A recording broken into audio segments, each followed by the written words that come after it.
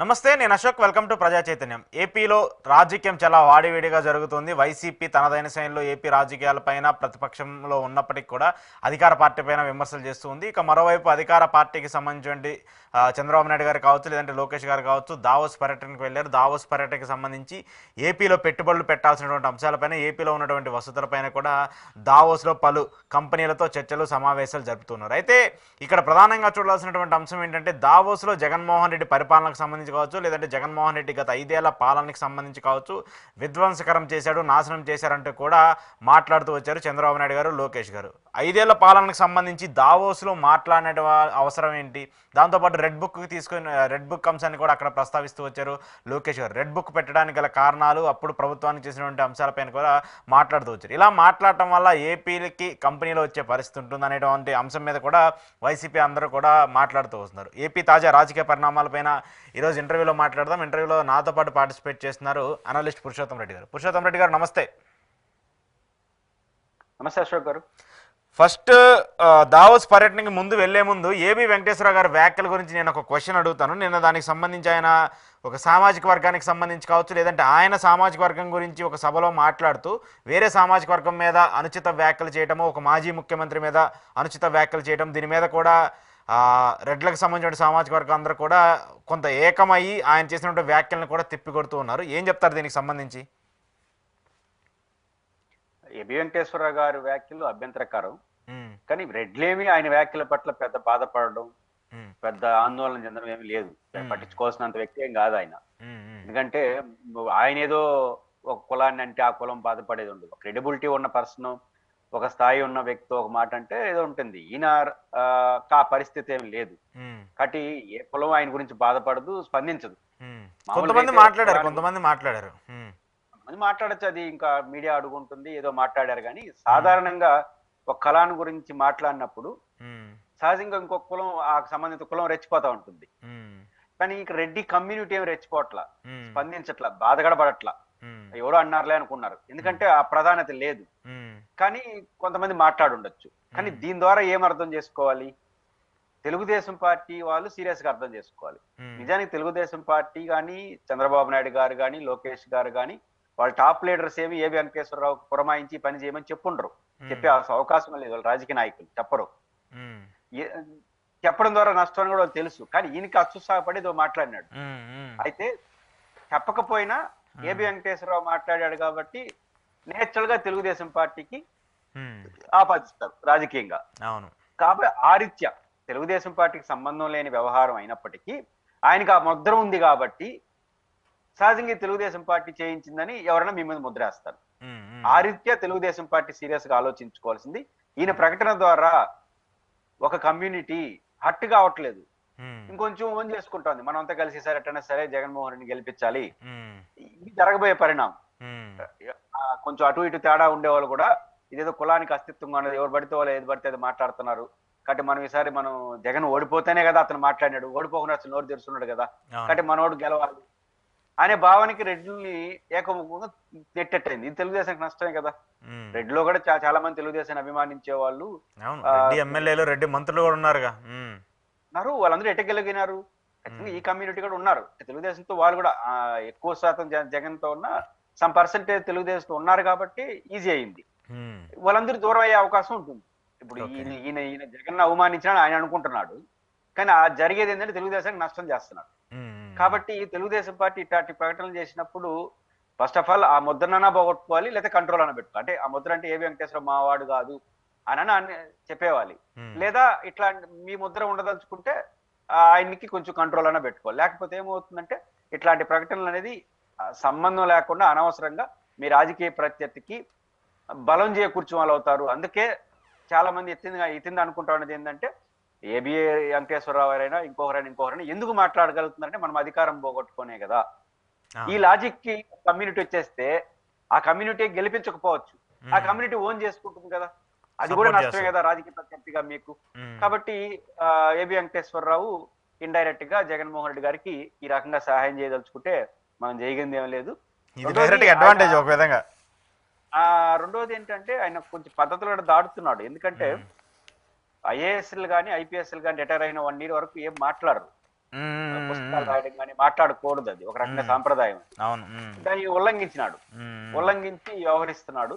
ఏదైనా కూడా ఏబి వెంకటేశ్వరరావు గారి ఇష్యూ తెలుగుదేశానికి నష్టం, ఆయనకి పోయింది ఏం లేదు, వైసీపీకి లాభం తప్ప నష్టం లేదు. కాకపోతే ఈ కొంతమంది అత్యుత్సాహపరులు తిరిగి ఏబి వెంకటేశ్వరరావుని పొలం పేరు తిట్టడం చేస్తుంటారు. కానీ నాకు తెలిసి నిజమైన వైసీపీ వాళ్ళు నిజంగా వాళ్ళని వ్యతిరేకించి జగన్ దగ్గర పోవడం వాళ్ళు సంతోషించాలి.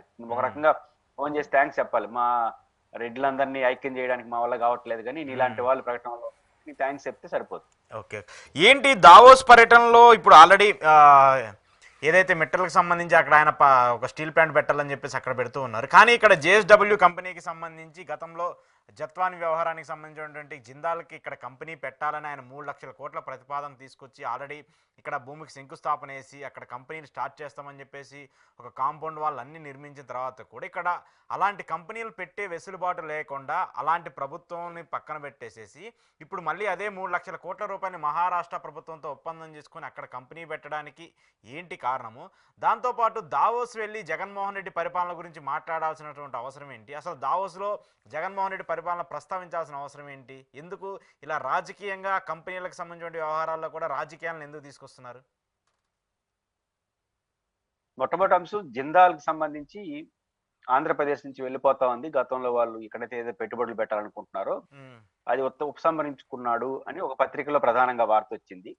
సరే, వాళ్ళు ఎంత భర్త పెట్టాలనుకున్నారో మనకు ఆధారం లేదు, వాళ్ళు వెళ్ళిపోతున్నారో లేదో కూడా మనకు తెలియదు. కానీ జిందాల్ లాంటి సంస్థలు ఆంధ్రప్రదేశ్ లో ఉండడానికి కొంచెం జంకతాయి. బికాజ్ ఒక మహారాష్ట్ర సంబంధించిన ఒక సినిమాకు సంబంధించిన స్టార్కు సంబంధించిన విషయంలో నిజానికి తప్పు జిందాలైనా ఎంత పెద్దోడైనా తప్పు చేసి ఉంటే చర్య తీసుకోవాల్సిందే. కానీ ఇక్కడ తప్పు పైన చర్య తీసుకునే దానికన్నా బదనాం చేయడానికి ఎక్కువ ప్రయారిటీ ఇచ్చినారు. అంటే దీన్ని జగన్ చెప్తే చేసినాడు, లేకపోతే సజ్జల రామకృష్ణాడు చెప్పి చేశారు, డైరెక్ట్ గా రోజు సీఎంఓ, డైరెక్ట్ గా డీజీపీ, డైరెక్ట్ గా అడు సిఐ స్థాయిలో జరిగిన వ్యవహారాన్ని వీళ్ళు ఆ అమ్మాయికి న్యాయం చేయడమా, అన్యాయం జరుగుంటే మనకు తెలియదు, ఆ అమ్మాయి ఆమెకు సంబంధించి అన్యాయం జరుగుంటే న్యాయం చేయడమా, జరిగిందో లేదో మనకు తెలియదు. రెండోది జిందాల్ని ఇబ్బంది పెట్టడమా, ఇవేమి కన్నా పెద్ద పెద్ద వాళ్ళకి సహాయం చేసే క్రమంలో జగన్మోహన్ రెడ్డి గారు ఏకపక్షంగా వ్యవహరించినాడు అని డైరెక్ట్ గా జగన్ మీద ఉన్న కోపంతో వీళ్ళందరినీ కొట్టినారు, బదనాం చేశారు. ఇప్పుడు ఆ అమ్మాయి విషయాలు ఉన్నా జిందాల్కి ఒక క్యారెక్టర్ ఉంది కదా, ఆయన మంచి చెడ్డలో జోలికి వెళ్ళను, ఒక పారిశ్రామికవేత్త, ఆయన బదనాం చేస్తే ఆయన అట్లాంటి రాష్ట్ర ప్రభుత్వం ఉండగలడా, అలాంటి రాష్ట్ర ప్రభుత్వం అసోసియేట్ కాగలడా? కాబట్టి జిందాల్ ఎంత కంపెనీలు పెడతాడు, ఎంత డబ్బులు పెడతాడు, లేదా వెళ్ళిపోయినాడా లేదా ఆ సమాచారం అధికారికంగా నాకు లేదు, నిజాలు ప్రభుత్వం చెప్పాలి. కానీ జిందాల్తో ఆ వ్యవహార ఎపిసోడ్ లో చేసిన బదనాం అన్నది అల్టిమేట్ గా జిందాల్ అనేది ఆంధ్రప్రదేశ్ తో ఉండడానికి పెద్దగా ఇష్టపడడు, ఆ రీత్యా అదనంగా సమస్య వచ్చింది. కాబట్టి ఏం జరుగుతుందో చూడాల్సిన అవసరం ఉంది. రెండో పాయింట్ ఏంటంటే మీరు అన్నట్టు లోకేష్ గారు అమెరికాలో మన దావోస్ లో స్విస్ ఏరియాలో ఉన్నటువంటి దావోస్ లో జరుగుతున్నటువంటి సదస్సులో కానీ కొన్ని సందర్భాల్లో అక్కడ బయట మాట్లాడుతున్నాడు, అంటే వాళ్ళ పార్టీని అభిమానించే వాళ్ళతో జరిగే సమావేశాల్లో మాట్లాడుతున్నాడు, పారిశ్రామికతో మాట్లాడుతున్నారు. కానీ రెండు ఆడ ఎన్ఆర్ఐలు కదా, ఎన్ఆర్ఐలతో మాట్లాడారా? ఎన్ఆర్ఐలకు సంబంధించి ఎన్ఆర్ఐ అంటే మళ్ళీ ఎవరు ఎన్ఆర్ఐలు వాళ్ళే కదా, వీళ్ళు ఎన్ఆర్ఐలు వీరే, వాళ్ళ ఎన్ఆర్ఐ వాళ్ళే. ఎన్ఆర్ఐల పేర్లు అది పెడతారు కానీ మళ్ళీ చివరికి వాళ్ళు అభిమానించే వస్తారు, వైసీపీ అభిమానించాడు బోడగా. అట్లాంటి మీటింగ్ ఏదో పాల్గొన్నట్టున్నాడు, ఇంకోటి ఏదో జరిగినాయి. ఈ మొత్తం ఎపిసోడ్ లో గెలిచిపోయిన తర్వాత తమ ప్రభుత్వం ఏం చేయబోతుందో దాన్ని ఫోకస్ చేస్తే మంచిది. లోకేష్ గారు స్విస్ వేదికగా లేదా దావోస్ వేదికగా జగన్ నామస్మరణ, జగన్మోహన్ రెడ్డి పైన విమర్శలు అనేది సహేతుకం కాదు.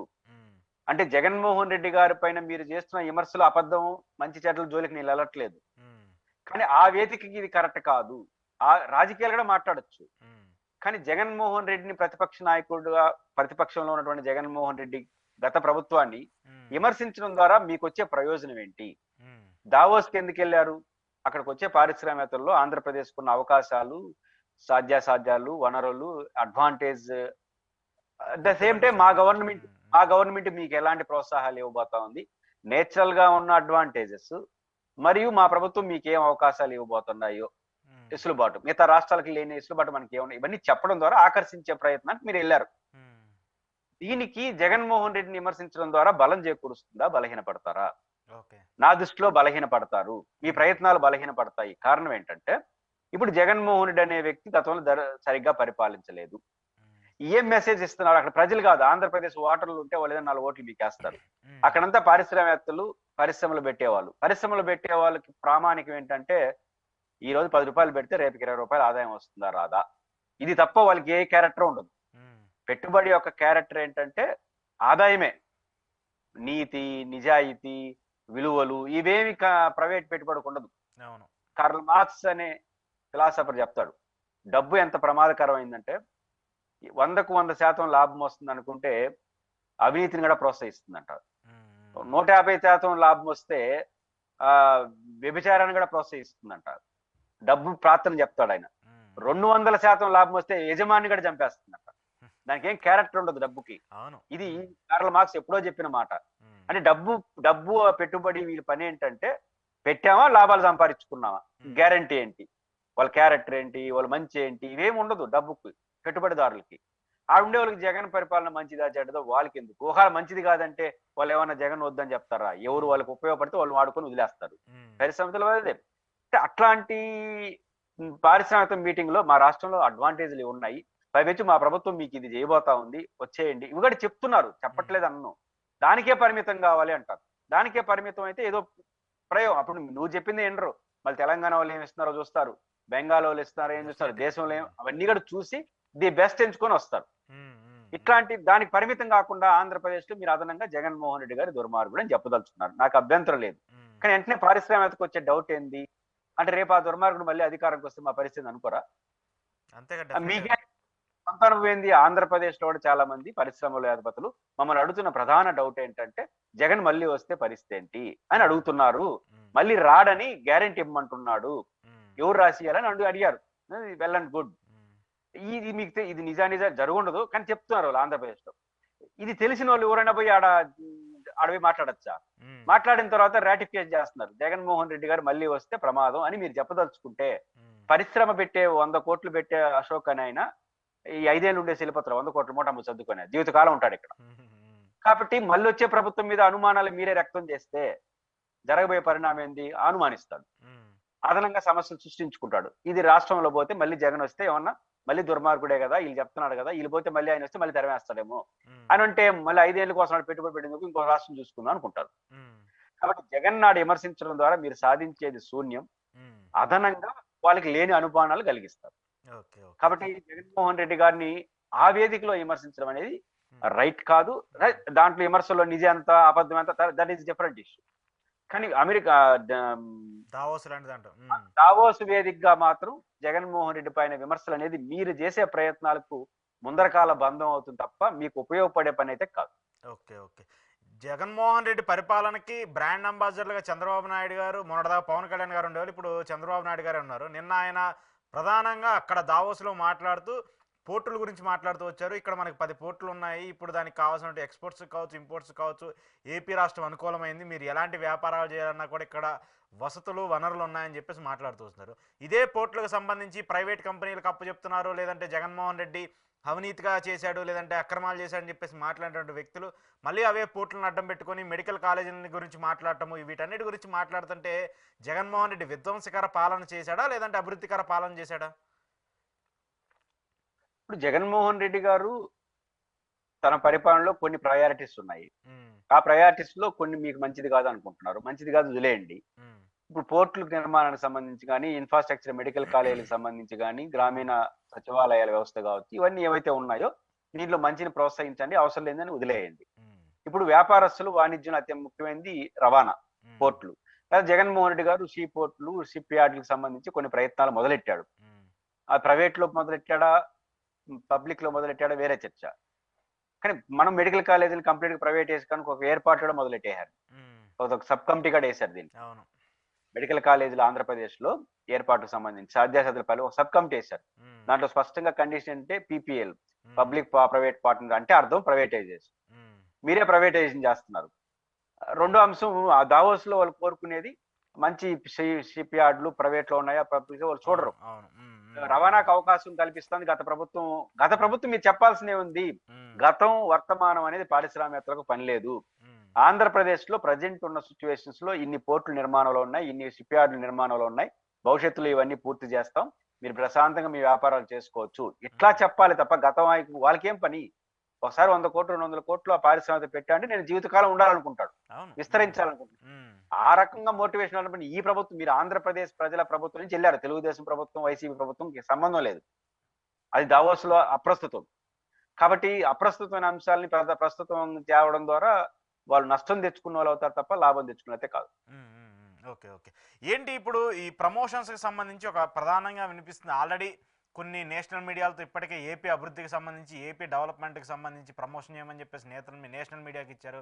ఆల్రెడీ ఇక్కడ రాష్ట్రానికి సంబంధించి ఐఎన్పిఆర్ ఉంది, ఏమీ డెవలప్మెంట్ లేదని చెప్పేసి మాట్లాడుతున్నటువంటి ఇదే చంద్రబాబు నాయుడు గారు, పవన్ కళ్యాణ్ గారు, లోకేష్ గారు మళ్ళీ ఈ ఏపీ బ్రాండ్కి సంబంధించి బ్రాండ్ ప్రమోషన్కి సంబంధించి ఒక కొత్త జీవోని తీసుకొచ్చి దానికి కాంట్రాక్టులు తీసుకొచ్చి థర్డ్ పార్టీ ద్వారా ప్రమోషన్ చేయాల్సిన అవసరం ఏముంది, ఏమీ లేదని వాళ్ళే చెప్తున్నారు కదా, మళ్ళీ దాన్ని ఏంది ఎందుకు చేయటం?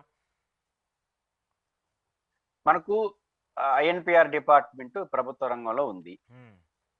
ఇప్పుడు దాన్ని స్ట్రెంథన్ చేసుకుంటే సరిపోతుంది కదా. ఇప్పుడు ఏదైతే మనం ఏజెన్సీలకు ఇస్తున్నామో ఆ ఏజెన్సీలకు ఇచ్చే డబ్బులు కానీ దాంట్లో సగం ఖర్చు పెట్టినా ఆ డిపార్ట్మెంట్ బ్రహ్మాండంగా అభివృద్ధి చెందుతుంది కదా.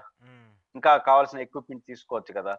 పైపెచ్చు మీరు ప్రైవేట్ ఏజెన్సీలకు ఇచ్చిన ఐఎన్పిఆర్ అట్లే ఉంటుంది, మళ్ళీ ఆ భారం అట్లే భరించాలి. ఐఎన్పిఆర్ అనే వ్యవస్థ ఏదైతే ఉందో అది ఆ భారం భరిస్తూనే కొత్తగా అదనపు భారం అవుతుంది. ఇప్పుడు ఉదాహరణకు ముఖ్యమంత్రి గారి ప్రెస్ మీట్లు, ముఖ్యమంత్రి గారి పర్యటనలు, వీటిని ప్రమోట్ చేయడానికి ఐఎన్పిఆర్ చాలదా? ఇప్పుడు అసెంబ్లీ సమావేశాలు ఉన్నాయి, అసెంబ్లీ సమావేశాలు మళ్ళీ ఏరే వాళ్ళకి ఎందుకు ఇవ్వాలి? దీని ద్వారా ఏమవుతుంది, ఎలక్ట్రానిక్ మీడియాలో కొన్ని ప్రైవేట్ సంస్థలు వస్తాయి, అంటే ప్రైవేట్ ఎవరు బెటర్ అనుకుంటే వాళ్ళు తీసుకుంటారు. కానీ ఏం విమర్శలు వస్తాయి మనకి? ఈ ఎలక్ట్రానిక్ మీడియాలో మనకు కావాల్సిన వాళ్ళకి సహాయం చేసిన కోసం చేస్తున్న విమర్శలు మీరు గురిగారా? ఐఎన్పిఆర్ కాకుండా ఇప్పుడు ముఖ్యమంత్రి గారి ఇప్పుడు అసెంబ్లీ సమావేశాల ప్రత్యక్ష ప్రసారానికి పెద్ద ప్రొఫెషనలిజం కావాలనా? అది ఐఎన్పిఆర్ ఇంటూ కొన్ని కెమెరాలు పెట్టేసి అన్ని ఫుటేజ్ ఇస్తే సరిపోతుంది, రికార్డ్ చేసి సరిపోతుంది. దాని ఒక ప్రైవేట్ వ్యక్తికి ఉన్న టెండర్లు పిలిస్తే ప్రైవేట్ అనుకని అర్థం ప్రైవేట్ వాళ్ళు వస్తారు. ప్రైవేట్ వాళ్ళు అంటే ఎవరు? మళ్ళీ మనకు కావాల్సిన వాళ్ళు వస్తారు. కాబట్టి ఆల్రెడీ మన కోసం తెలుగుదేశం మీద కొన్ని మీడియా సంస్థలు, కొన్ని ఛానల్స్ మీకు అనుకూలంగా ఉన్నాయి కాబట్టి వాళ్ళకి అనుకూలంగా దోచిపెడుతున్నాడు రాష్ట్రం చంద్రబాబు గారు, జగన్ గారు ఎప్పుడు ఆరోపిస్తున్నాడు కదా. ఇప్పుడు ఏమవుతుంది, వాళ్ళ ఊరిన ఒకరు కానీ దీంట్లో తీసుకున్నారు అనుకోండి, దానికోసమే తీసుకున్నారు అంటారు. అది మీకు రాజకీయంగా నష్టం, ప్రభుత్వ వ్యవస్థాపూర్వక నష్టం, ఎవరికో కొంతమంది ప్రైవేట్ వ్యక్తులకు లాభం చేకూరుస్తుంది, ప్రజలకు వచ్చిన లాభమే ఉంది. కాబట్టి మనల్ని ఎక్స్పోజ్ బాగా చేయడం కోసం ఒక వార్త రాసేస్తే ఎక్స్పోజ్ అయిపోతామా? ఇప్పుడు మీరు ఆంధ్రప్రదేశ్ లో ప్రభుత్వం బాగుందని గతంలో జగన్మోహన్ రెడ్డి అధికారంలో ఉన్నప్పుడు ప్రభుత్వం బాగుందని ఒక ఛానల్ చెప్తే 4 ఛానల్ బాగలేదని చెప్పినారు. ఇప్పుడు 4 ఛానల్ బాగున్నాయంటే ఒక ఛానలే బాగలేదని చెప్తా ఉంది. కానీ తగ్గిపోయింది కదా రేషియో. కానీ బాగుందని ఆల్రెడీ చెప్తున్నారు, అది ఇంకా బ్రాండ్ ఇమేజ్ నచ్చడమైంది, వాళ్ళకి కాకుండా ఇంకో రుజువు చేస్తారు. కాబట్టి రెండోది, ఒక మీడియాలో చూసేసి ఆంధ్రప్రదేశ్ లో 4 మీడియా ఛానల్ బ్రహ్మాండంగా ఉందంటే దాన్ని చూసేసి పరిశ్రమలు వస్తారు, ఆ పరిశ్రమతో వస్తాడు, ఇటు చూస్తాడు, ఇటు అన్ని మాట్లాడతాడు, వాడు సొంత నిర్ణయం తీసుకుంటాడు. కానీ ఈ బ్రాండ్ ఇమేజ్ పెంచడం కోసం, మన వాళ్ళ కోసం అనేది ఇంకొంత టెండర్లు ఫైనల్ అయిన తర్వాత క్లియర్ గా అర్థం. Okay okay.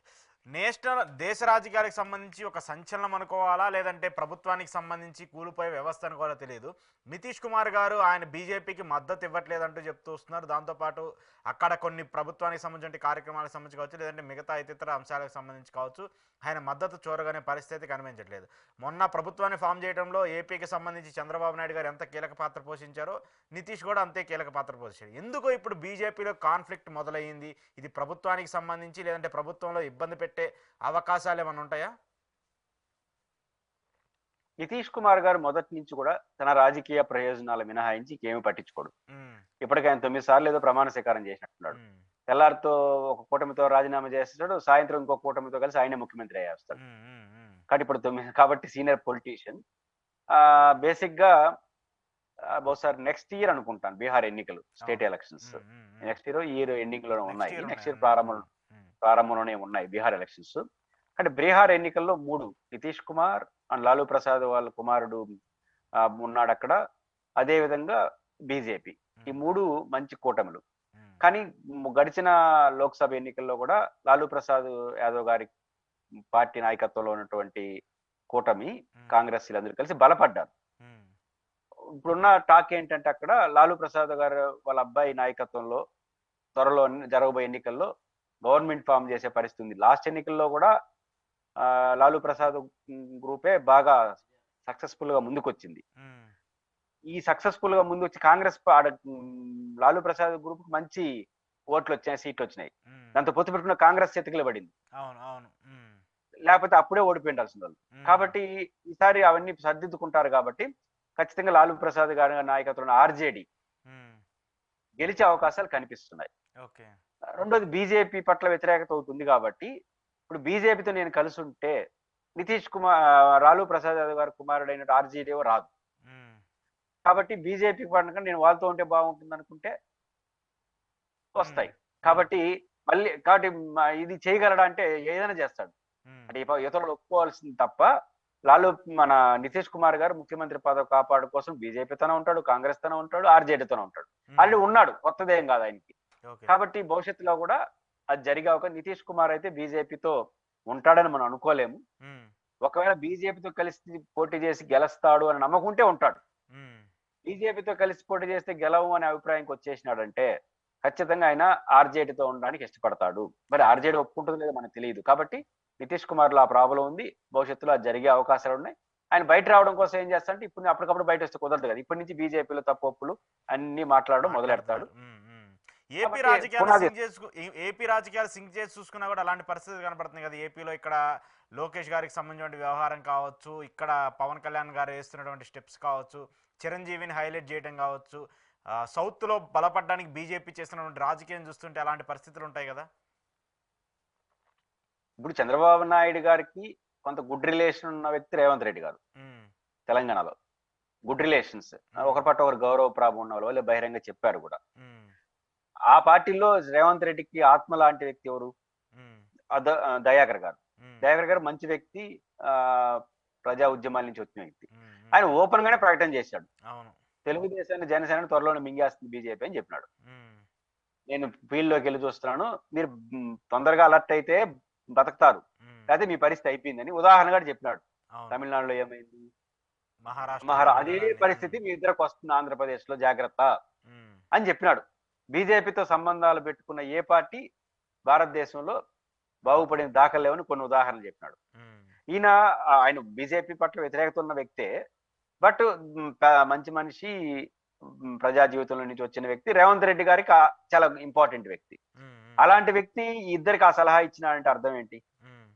ఖచ్చితంగా ఈ ప్రమాదం పొంచి ఉందని అని వాళ్ళు భావిస్తున్నారు. ఇట్లాంటి నేపథ్యం చూసినప్పుడు ఇప్పుడు పవన్ కళ్యాణ్ గారికి ఉప ముఖ్యమంత్రికి తోడుగా ఇంకొక ఉప ముఖ్యమంత్రి అని లేదు మా ముఖ్యమంత్రిగా ఇట్లాంటి జరుగుతున్న సమయంలో ఖచ్చితంగా బీజేపీ ఈ విషయంలో జోక్యం చేసుకోదు. వీళ్ళందరూ ఒక కొలిక్కి వచ్చి బయటకు వస్తారు కదా, గొడవ పక్పానికి చేసిన తర్వాత ఏది పట్టుకుంటే టచ్ చేస్తే బాగుంటుంది అది పట్టుకుంటుంది. కాబట్టి బీజేపీ వాళ్ళు పవన్ కళ్యాణ్ వెనకాల, లోకేష్ వెనకాల, జగన్ వెనకాల ఉండరు. ఎవరు వ్యవహారాలు నడుపుకోమని చెప్తారు. నడుపుకున్న తర్వాత దీంట్లో ఎవరు బాగుంటాడు, మనం ఎవరిని లాగితే బాగుంటుంది, అప్పుడు రంగ ప్రవేశం చేస్తారు. బీజేపీ రంగ ప్రవేశానికి చాలా టైం ఉంది. అయితే బీజేపీ రంగ ప్రవేశాన్ని దృష్టిలో పెట్టుకుని చంద్రబాబు గారు అనుభవజ్ఞుడే కదా, కాబట్టి ఆయన ముందే మేలుకుంటాడు, బయటకు వస్తాడా లేదా? కానీ ఢిల్లీలో బీజేపీని ఏం చేసే పరిస్థితిలో చంద్రబాబు లేడు, నితీష్ కుమార్. ఎందుకంటే వాళ్ళకు వీళ్ళ మద్దతు అవసరం, కానీ ఒక 20 సీట్లే ఎవరో అడ్జస్ట్ చేసేస్తారు, అది పెద్ద సమస్య కాదు. ఆల్రెడీ శరద్ పవార్ తో గ్రూప్ తో అడ్జస్ట్ చేయడానికి సంబంధించి కూడా నేను ఒక కేంద్ర మంత్రి మాట్లాడుతూ వచ్చారు. ఆయన ఇతర పార్టీలు ఉన్నాయి, చాలా ఎన్డీఏ కూటమిలో లేనివి, లేకపోతే ఇండియా కూటమిలో లేని పార్టీలు ఉన్నాయి. వాటికి సంబంధించి ఒకవేళ అలాంటి అవసరం వస్తే వాళ్ళ మద్దతు కూడా తీసుకుంటామని, అంటే లైక్ వైసీపీకి సంబంధించి కావచ్చు, లేదంటే తమిళనాడుకి సంబంధించి కొన్ని పార్టీలు కావచ్చు, ఇలాంటి వాళ్ళు. బీజేపీకి ఆప్షన్స్ ఎక్కువ ఉన్నాయి.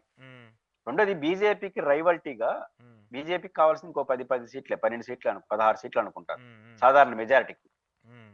ఇంకొక పార్టీ ఏదో నియరెస్ట్ ప్లేస్ లో లేదు, ఓటా పార్టీగా ఉంటే ఒక 10 మంది వచ్చేసి కపక్కని ఎక్కేస్తారు.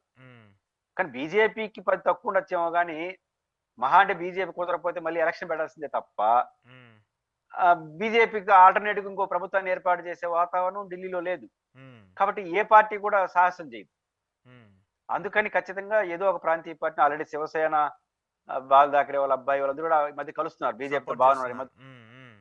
వాళ్ళు మన 30 సీట్లు వచ్చేది ఎంపీసీలో, వాళ్ళు 10-15 ఉన్నాయి, చాలు కదా, ఇంకేం కావాలి. ఇక్కడ వైసీపీ కూడా సపోర్ట్ ఉంటది కదా, వైసీపీ గతంలో కూడా వాళ్ళకి గుడ్ రిలేషన్స్ మెయింటైన్ చేశారు కదా. వైసీపీ ఎటువంటి పరిస్థితుల్లో బీజేపీకి నేరుగా సపోర్ట్ చేయదంటారా?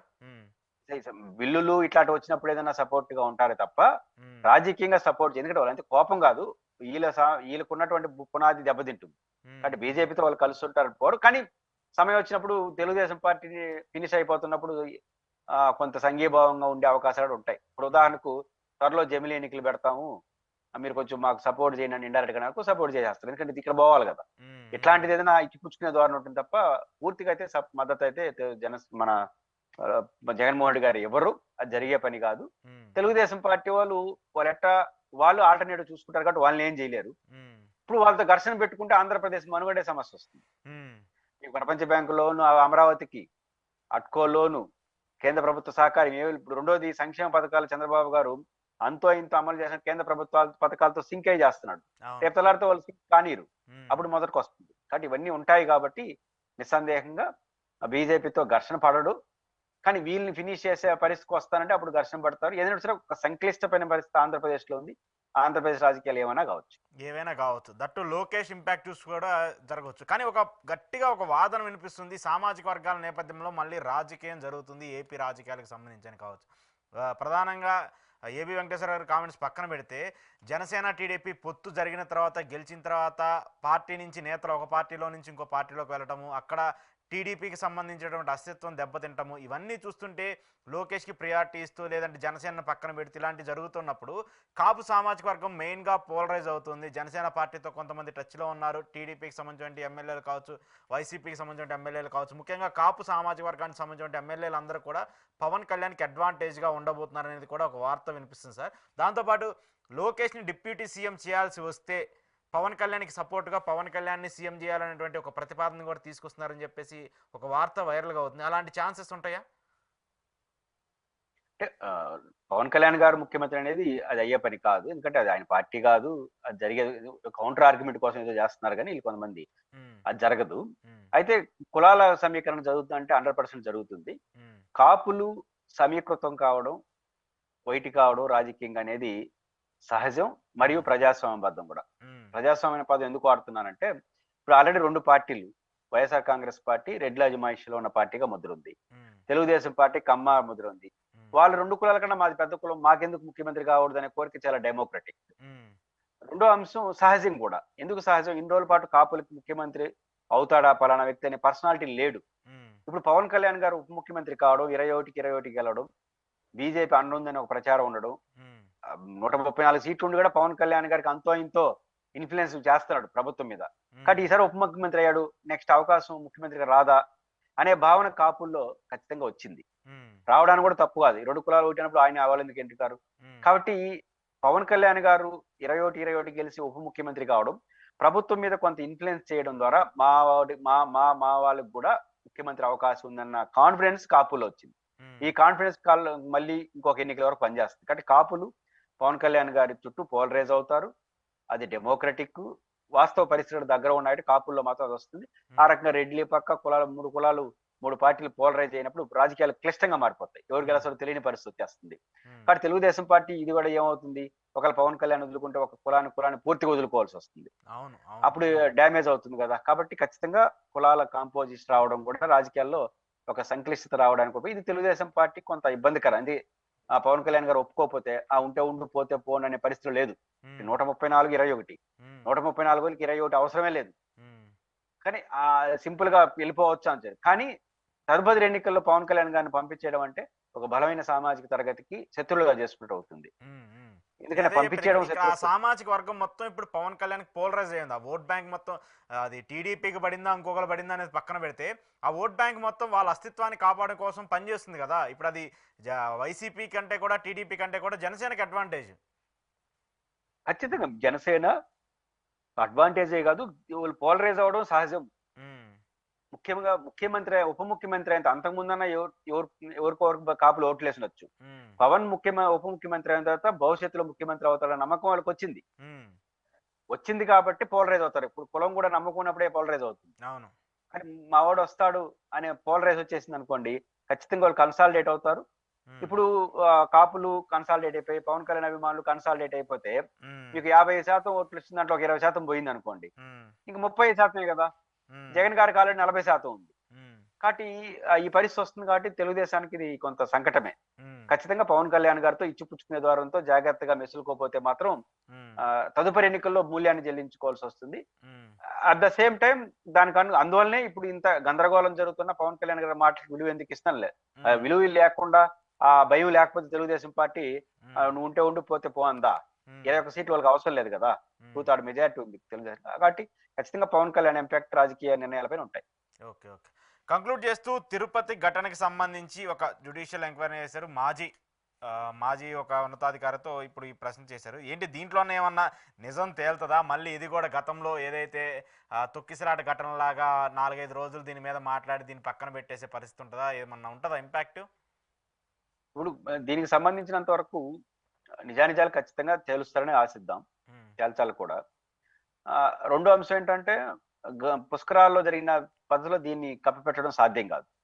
పుష్కరాలు అనేది ఒక సంస్థ ఏం కాదు, గవర్నమెంట్ ఒక మాస్గా 12 సంవత్సరాలకు ఒకసారి అది జరిగితే ఇంక 12 సంవత్సరాలు జోలు గడాలి కాబట్టి అక్కడ కొంత అటు ఇటుగా జరిగే అవకాశం ఉంటుంది. కానీ టీటీడీ అట్టు కాదు, టీటీడీ ఎస్టాబ్లిష్ సిస్టమ్. ఆల్రెడీ ఒక ఐఏఎస్ ని, 2 ఎస్పీలని, ఐపీఎస్ఎల్ని, ఒక 2 గ్రూప్ 1 ఆఫీస్ సస్పెండ్ చేశారు, 3 ఆల్ ఇండియా సర్వీసులు బదిలీ చేశారు. ఇన్ ప్రిన్సిపల్ మా వైపు నుంచి పొరపాటు జరిగింది అనేది గవర్నమెంట్ కమిట్ అవుతోంది. ప్రభుత్వం పాపు కావచ్చు, టీటీడీ వైపు నుంచి కమిట్ అవుతుంది. పవన్ కళ్యాణ్ డైరెక్ట్ గా XYZ క్షమాపణలు చెప్పాలి మీరే అని చెప్పారు. ఈ దశలో అక్కడ విచారణలో ఏమీ జరగలేదు, భక్తుల వైపు ఇటు నెట్టానికి స్కోపే లేదు. భక్తులు కూడా తొందరపడ్డారనో లేకపోతే ఆరోగ్య సమస్యలు రాయొచ్చేమో కానీ అల్టిమేట్ గా ఖచ్చితంగా అధికారులను ఫిక్స్ చేస్తారు. మరి ఏ అధికారిని ఫిక్స్ చేస్తారు, పూర్తి స్థాయిలో అధికారిని ఫిక్స్ చేస్తారా లేదా, ఆ కమిషన్ ఇచ్చే రిపోర్ట్ యథాతథంగా కేబినెట్ ఎట్లా చూస్తుంది, అవన్నీ కాలం నిర్ణయిస్తుంది. ఏదైనప్పుడు కూడా ఇందులో గోదావరి పుష్కరాల్లో వచ్చిన రిపోర్ట్ అయితే అట్లాంటి పరిస్థితి ఇక్కడ ఉండదు. ఏదో ఒక స్థాయిలో ఖచ్చితంగా బాధ్యుల్ని అయితే ఫిక్స్ చేస్తారు. Okay sir, right sir, thank you very much. చూద్దాం మరి దీనికి సంబంధించి ఏమైనా అప్డేట్ ఉంటుందా లేదనేది. Thank you very much sir. ఇది పురుషోత్తం రెడ్డి గారితో ఈరోజు స్పెషల్ ఇంటర్వ్యూ. చూస్తూనే ఉండండి ప్రజా చైతన్యం.